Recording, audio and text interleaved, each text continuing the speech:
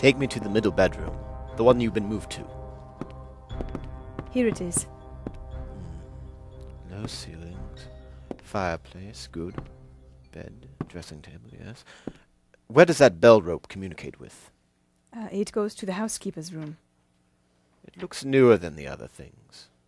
Yes, it was only put there just a couple of years ago. Your sister asked for it, I suppose? No, I never heard of her using it. We used always to get what we wanted for ourselves. Indeed. It seemed unnecessary to put so nice a bell pull there. You will excuse me for a few minutes while I satisfy myself as to this floor.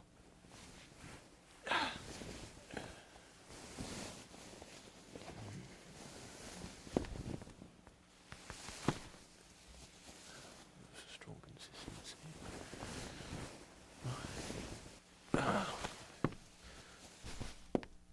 Why, the bell's a dummy. Won't it ring? No, it is not even attached to a wire. This is very interesting. You can see now that it is fastened to a hook just above where the little opening for the ventilator is. How very absurd. I never noticed that before. Very strange. There are one or two very singular points about this room. For example, what a fool a builder must be to open a ventilator into another room, when with the same trouble he might have communicated with the outside air. And that is also quite new. Done about the same time as the bell rope? Yes, there were several little changes carried out about that time. They seem to have been of a most interesting character. Dummy bell ropes, and ventilators which do not ventilate. With your permission, Miss Stoner, we shall now carry our researches into the inner apartment.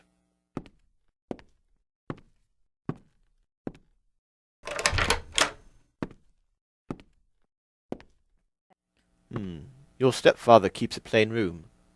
What's in the safe? My stepfather's business papers. Oh, you have seen inside, then? Only once, some years ago. I remember that it was full of papers. Isn't a cat in it, for example? No? What a strange idea. Well, look at this saucer of milk. No, we don't keep a cat. But there is a cheetah and a baboon. Ah, yes, of course. Well, a cheetah is just a big cat. And yet a saucer of milk does not go very far in satisfying its wants. I dare say there is one point which I should wish to determine. This chair.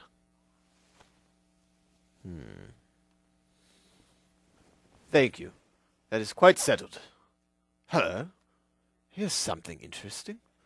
This dog lash tied back on itself to make a loop. What do you make of that, Watson? It's a common enough latch, but I don't know why it should be tied. That is not quite so common, is it? Ah, me. It's a wicked world, and when a clever man turns his brains to crime, it is the worst of all. I think that I have seen enough now, Miss Stoner, and with your permission we shall walk out upon the lawn. It is very essential, Miss Stoner, that you should absolutely follow my advice in every respect. I shall most certainly do so. The matter is too serious for any hesitation.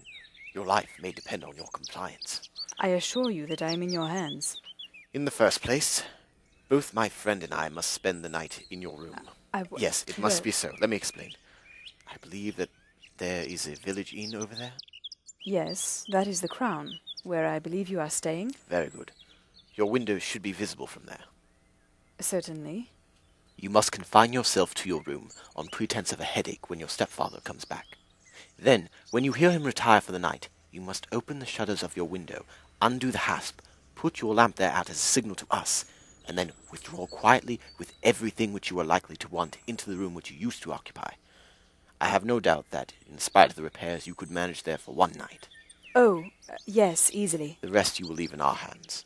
But what will you do? We shall spend the night in your room, and we shall investigate the cause of this noise which has disturbed you. I believe, Mr. Holmes, that you have already made up your mind. Perhaps I have. Then for pity's sake, tell me what was the cause of my sister's death. I should prefer to have clear proofs before I speak. Can you at least tell me whether my own thought is correct? And if she died from some sudden fright? No, I do not think so. I think that there was probably some more tangible cause. Now, Miss Stoner, we must leave you, for if Dr. Rawlett returned and saw us, our journey would be in vain. Goodbye, and be brave, For if you will do what I have told you, you may be rest assured that we shall soon drive away the dangers that threaten you.